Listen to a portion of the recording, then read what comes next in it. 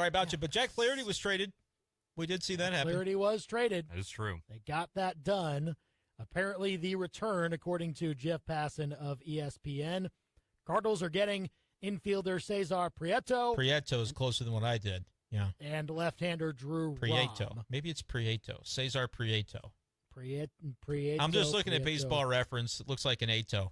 But at any rate, pretty good. Little 24-year-old infielder. Again. I just did. It already happened. You just have to. You have to let it slide. Let it slide for now. But Drew Rom, 7-6 at AAA Norfolk so far this year with a 5.34 ERA. He has struck out 100 hitters in 86 innings. 100 strikeouts. Is that right? Yeah, that's right. That's pretty good. DrewRom.com. This year so far. Yeah. I like that. 5.34 ERA is not glowing, but this is, again, the type of move that we're talking about when it comes to the Cardinals. If nobody was in this deal, which I think it was just Jack Flaherty going to Baltimore, this is the kind of return that you could expect. And I'm not going to give the Cardinals any grief for the return on Flaherty because I just felt it was super important to have a return on Flaherty. Don't give me that line about, well, we can sign him to a qualifying offer. No, that's not what you needed to do at this deadline. You needed to do what Andy said, get him off the team, get him to a contender. I like that the Baltimore Orioles made this deal, by the way, because I really think they owe it to their fan base to try. And now that they're like on top of the world and they've been so bad for so long, it'll be an interesting fit to see how Flaherty mixes in there. But I like that they're making a move to improve their team at the deadline. As for the Cardinals, you get a high strikeout pitcher who's obviously got some flaws if he's got a 5-point-some-odd ERA. Looks like the walk rate is his flaw. 46 walks in 86 innings this year, Andy, at AAA Norfolk. That's a lot. That's a lot, but it's kind of the types of pitchers that I think we've been talking about. And the Cardinals, in similar way to how they handled the Rangers deal where they sent Montgomery and Stratton, the Cardinals got a good infielder back who's got some upside. And you might say, well, it's a logjam already at the position player group for the Cardinals. Why does this matter? Sometimes that's just there's a deadline. It's 5 p.m. and you've got to make a deal. And they're willing to give you this player who's got some value and is talented. Looking at Prieto's numbers this year between double and AAA, OPS total of 868. So solid numbers. He's hitting 349 overall with a 393 on base and a 475 slug. Like, a dude seems like a good contact hitter. Not a ton of strikeouts. Andy, in 364 plate appearances, this kid has struck out 27 times all year. That's pretty good, 27 man. strikeouts. Like, man, I'm not saying he's going to be somebody that they use, but I bet when there's not a deadline like November, December, if they need to trade from their infield group, either this guy can slot in as a utility infielder or whatever the case might be, or he could maybe be traded in November, December to help you out elsewhere. He's listed second base, shortstop, third base. I think the Cardinals are stockpiling assets, and they can sort it all out in the offseason when they need to, but they've got some value, and they wouldn't have with Jack Flaherty. He was not tradable in December. He wouldn't have been on your roster. So I say this is a nice move because it's a move that they got done before 5 p.m.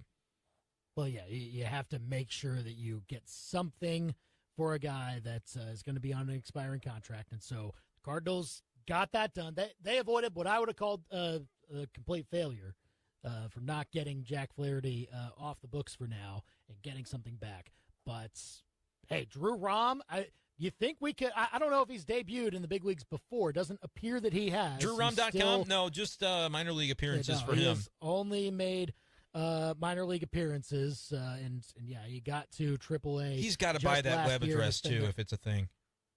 DrewRom.com? DrewRom.com? No, it looks like it's a woodworking website. Well, it was a thought. By the way, not related to John Rahm. They don't spell their last name. They don't. It's spelled like CD-ROM. Yeah. If CD Lamb had his last name, then he would be CD-ROM. Yeah. But anyway, no, he's never pitched in the big leagues is the answer you were looking for. I mean, do you think I don't think he's beyond the 40-man roster unless they give him I mean, the Cardinals have he would be Rule 5, I think. I don't know if he was on the 40-man with the Baltimore Orioles. He was. So he would be on the 40-man with the Cardinals. I don't know if he would be on the 26-man. You might as well bring him up. I know the numbers aren't great, but the strikeouts, sometimes guys that have kind of mediocre-looking numbers in the minor leagues, they get that motivation of now I'm in the bigs, and if they have a high strikeout type of arm, you could throw this guy in your rotation right now if you wanted. But Liberatore is a guy that, according to some reports I've seen from the ballpark today, is likely to get some starts down the rest of the way to kind of see what that looks like. I would throw DrewRom.com in that mix as well if they want to, but they may just send him straight to Memphis. But, Andy, there's going to be spots in this organization at the major league level that they've got to fill. Like, they just traded away 3-4 different pitchers in the last few days. They're going to have to backfill that some way or another. So some guys are going to get an opportunity, and we'll kind of end up seeing who that is. Yeah, right now it's Steven Matz and Miles Michaelis, and that's it. You got Liberatore on the roster. Guys that have, Liberatore will most likely make some starts. Wainwright, of course, is still back healthy. That's a easy one to forget about, but Wainwright is still there. And then you leave the last spot for one of these dudes, Dakota Hudson, Drew Rom, somebody like that. Or if you want to maybe take a flyer on one of those other younger guys that maybe is looking good. I don't know, but there's a lot of options. Yeah, maybe you can change them out. Maybe you can piggyback guys, because it doesn't seem that Drew Rom has pitched all that many innings. I think only 86 in 19 appearances. That might be due to ineffectiveness, though.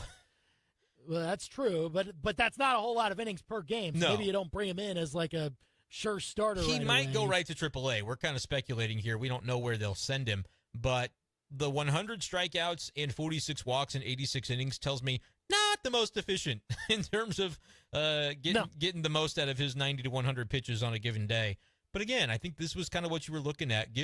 Lottery tickets, right? And the fact that you were at least able to get, I think the infielders that they got, Thomas DeJacy was in the Rangers deal for Montgomery and Stratton, and then you get this infielder Prieto in the deal for Jack Flaherty. I think getting those kinds of guys gives you like a stable floor to say, even if the pitchers flame out, all of them, at least we kind of got a couple of dudes that we can either flip down the road or consider as part of our organizational depth at some infield spots. Like for the people who have said, why is Taylor Motter on this team? Well, he won't be next year. And instead, you might have some guys that they just acquired as the depth that can sort of fill in. And even in the margins, you're making the Cardinals a little bit better for 2024. I think that's maybe an often forgotten aspect of it, but it kind of makes sense, I think, when you think of it in those terms. So that's the news this hour. The Cardinals deal away Jack Flaherty right at the buzzer. The trade deadline has now passed. We're about 15 minutes past it now. Cardinals have traded Jack Flaherty to the Baltimore Orioles.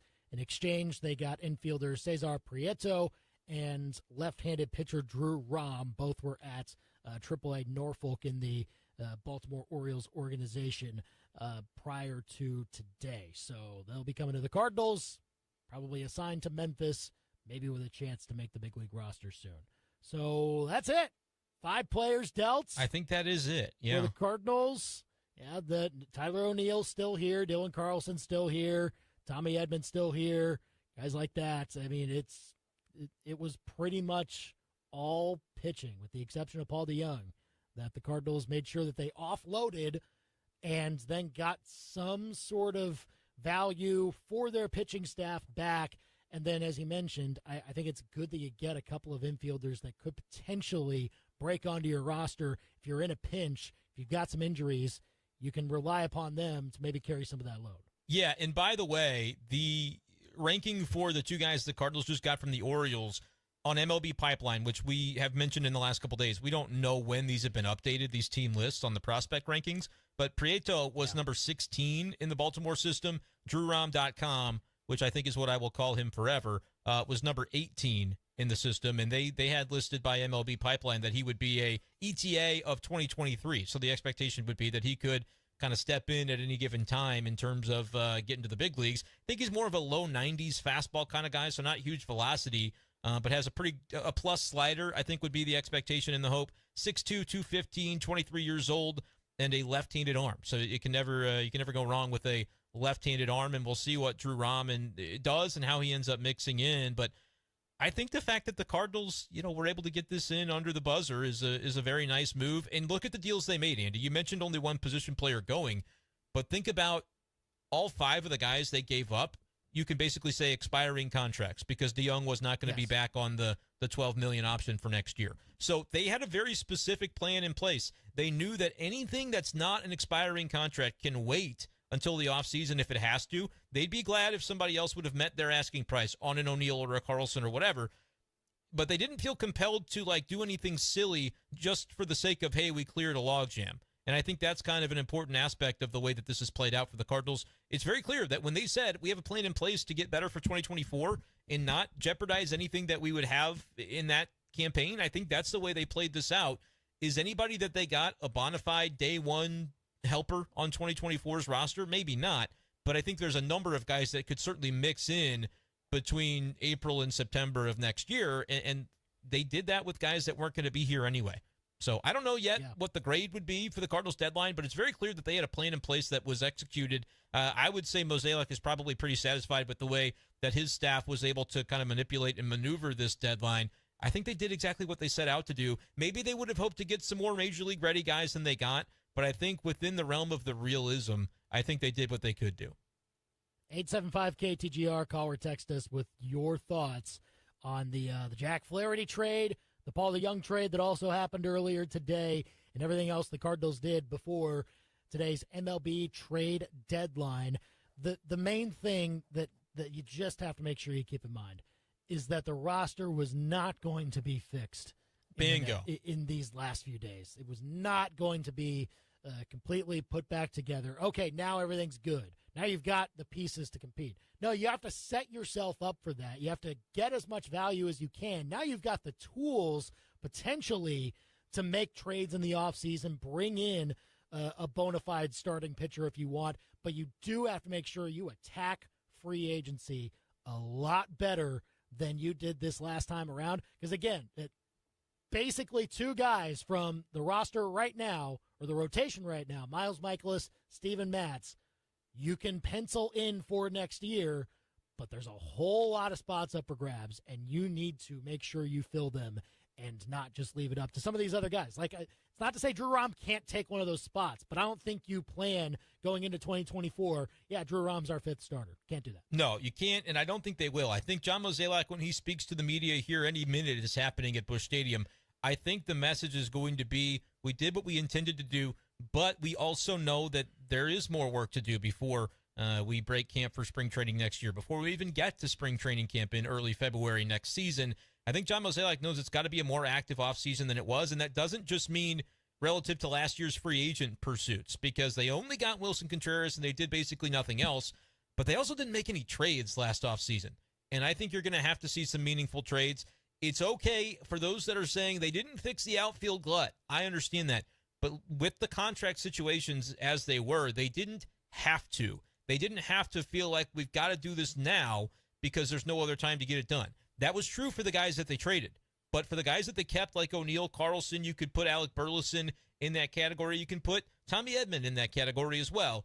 For everybody that they kept, those are moves that if they happen, they can happen with a little bit of a lower stress environment in the offseason to say, we know that these are things that need to take place, but they didn't have to happen today. So does that mean the glut is going to be a little bit weird still for August and September of this year? Yeah, it's going to be a little weird, but it doesn't really matter because the Cardinals are going to lose a lot of games, and they recognize that. But I do think that this sets them up really well to be able to have a better offseason in terms of the trade period. If it doesn't happen by then, Andy, then it's okay to freak out. If they go another offseason without some meaningful trades, where you're basically taking position players and turning them into either better position players, kind of consolidating, or getting pitching help with those guys that are extra, that are on top of what you really need for a daily lineup, then I think it'll be okay to get worried. But it didn't happen today, and so it didn't.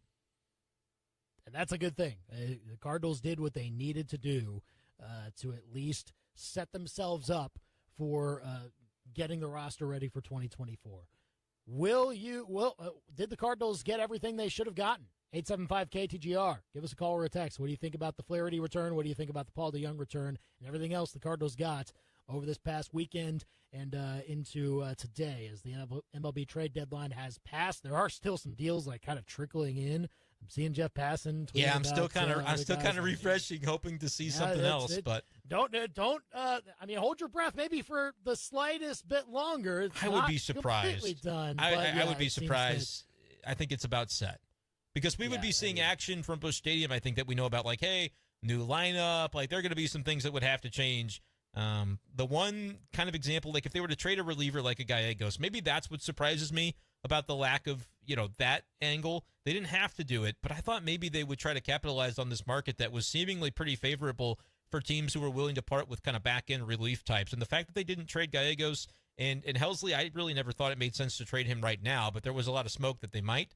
That might be the one thing that I would have thought they could have done that they didn't do, but otherwise I think it's fine. Oh my goodness, there you go, Producer Chris. We do get a trade. Producer Chris, for the we Royals. Do get a Royals trade. Ryan Yarbrough, he gone. Hey, Ryan Yarbrough is now a Los Angeles Dodger, according to Ken come on, Rosenthal. Doyers. Give me Mark something Feinstein nice on that one. It's just one of those where you say the Dodgers looked at how the Royals were going along this year and said, well, we got to have some of that for our World Series contending team. So instead of Erod, they get Ryan Yarbrough. I don't know if that's the deal they were hoping to make, but that just popped up about 4 minutes ago from Mark Feinstein. So he's been heating up. Well, Don't let him heat up. And again, remember Ryan Yarbrough was the guy that got hit by a line drive right in the head, and he recovered from that earlier this year. That's true. So that'll be interesting to talk with Will Carroll, the injury expert, next. Yeah, absolutely. And just one more nugget that has come in that we haven't talked about yet. The Cardinals actually got a third prospect in the Jack Flaherty deal. Right-handed pitcher Zack Showalter, who was not ranked among the top 30 for the Orioles. And I know that Buck Showalter used to manage for them, but there is not a relation there, from what I am to understand. That I was immediately thinking that also. I looked at, I've Googled this pretty quickly, and I don't believe that's the case. But nevertheless, he doesn't really fit the billing on the other types of prospects the Cardinals have picked up. He was an 11th round pick last year out of Wesley Chapel, Florida. So a high school kid that was drafted and has only pitched in low A so far this year. But has 3.1 ERA in low A as a 19-year-old this year. So that's kind of more of that long-term lottery ticket but like that's almost like getting a draft pick, later draft pick. He was an 11th rounder just as recently as a summer ago, but kind of another kind of flyer the Cardinals can take on the Jack Flaherty deal. You get three prospects for one guy, you take it. Get as many as you can. Totally. All those dice rolls, that's totally fine. So the Cardinals get what they can for Jack Flaherty on that expiring contract right at the buzzer at this MLB trade deadline. We are learning a little bit more about some of the deals that were done last minute. We now know the full trade between the Cardinals and Orioles involving Jack Flaherty, who is now going to Baltimore. It's three prospects instead of two, which we thought earlier about an hour ago, but no, it's three guys coming to the Cardinals organization. There is a third guy, Zack Showalter, who's a 19-year-old pitcher at low A. I think he's actually more interesting than saying, he was an 11th round pick last year might suggest. He was a high schooler 11th round pick, which a lot of times those guys, what do? They go to college and they go to their commitment and they aren't convinced to sign as they look to raise their stock for maybe a bigger signing bonus down the road. What I want to look at is, did this guy get like an above-slot signing bonus perhaps out of high school in order to sign? I've got a buddy on it. I just texted him, and he said $440K. So, that feels like a pretty solid bonus for an 11th rounder. And, the Orioles front office, obviously with the way they've been able to rebuild this thing, I think has a lot of savvy guys working up there, guys and gals. So I feel like maybe kind of an interesting piece there to get Zack Showalter, who was he sounds like the throw-in because we didn't know about him right away, but he actually might be a real contributor in that deal with a good slider and at low A, so he's not like everybody else where you're going to see him real soon, but at 19 years old, I think he could be a guy that in 2-3 years, he's maybe a top 5 prospect for the Cardinals who elevates through the system. I'm going to kind of call my shot on that now, knowing I don't know a ton about him. That's it feels like that could be the case for this kid. That could be very interesting. So that's something to watch as the Cardinals get rid of their expiring contracts, as many as they could, and they're trying to restock as much as possible, or at least tool for what will be a busy offseason.